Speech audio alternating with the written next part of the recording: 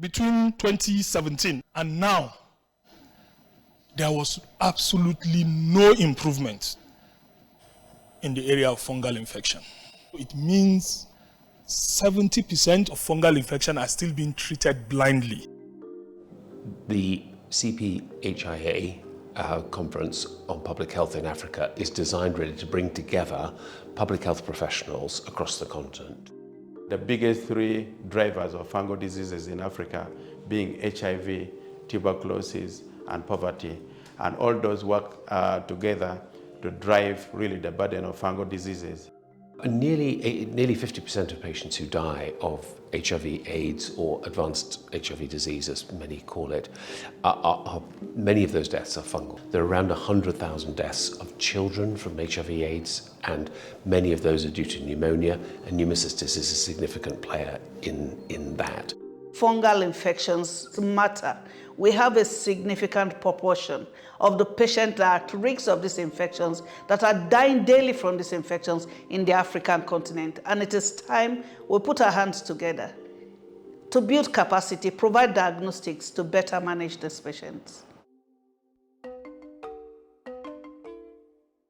We came to launch the report, Cphia's and Africa CDC's joint report on access to fungal diagnostics across the African continent. One thing that really impressed me was, again, the Guatemala experience. And we're now going to try and see with Cphia if that experience can be replicated in an African country.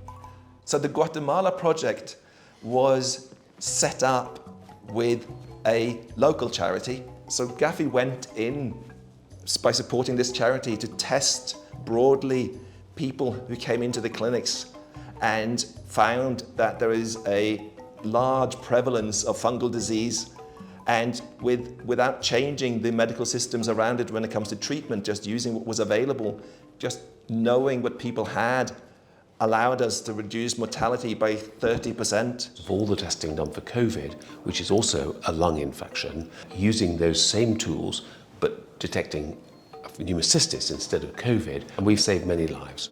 We didn't set anything up beyond the ability to kind of diagnose, get samples to labs, find out what people had, and get back to them with that information so they could provide the treatment kind of in the existing infrastructure.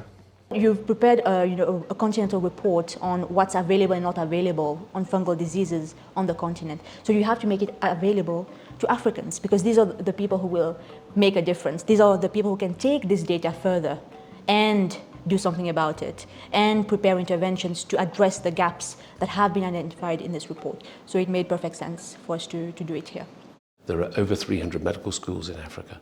If each one of the university hospitals affiliated with those universities were to implement these diagnostics, that would be a major step forward, because it would power up the specialist services in those hospitals, and it would enable training of the next generation of doctors and laboratory scientists.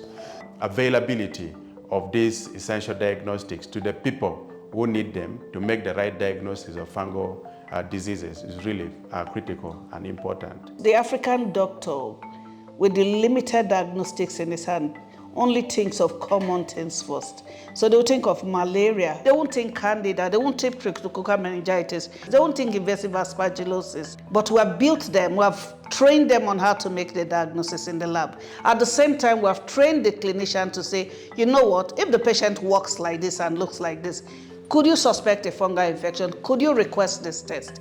You know, we need to develop solutions bred and grown by the African population to solve African problems. I think that is the only way we can set up, workable action plans in a way that can solve our local problem. The worst outcome of fungal disease untreated is death. I say that today the world is a global village, right?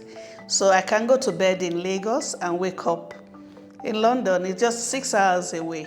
So if you think, oh, the diseases are killing the Africans, so let's leave it at that. It's okay, you wake up in the morning and we'll be at your doorstep. So we all need to collectively look at the problems here as our global problem. If not, they will take the diseases and they'll take them over to your doorstep. There have been great improvements over that 10 years. Already there are many improvements, both in the reach of the diagnostics and the understanding of how to use them and where they need to be used. For me, if you say, is there something that's unattainable right now? I don't think there is. We need to continue that journey. That journey isn't finished. But there are certain diseases which will have a bigger impact than others. And we're focused on serious fungal diseases, those that kill patients or those that make patients go blind. For some people, they are numbers, the people that die. For other people, people like me, they represent fathers, mothers, dreams that died.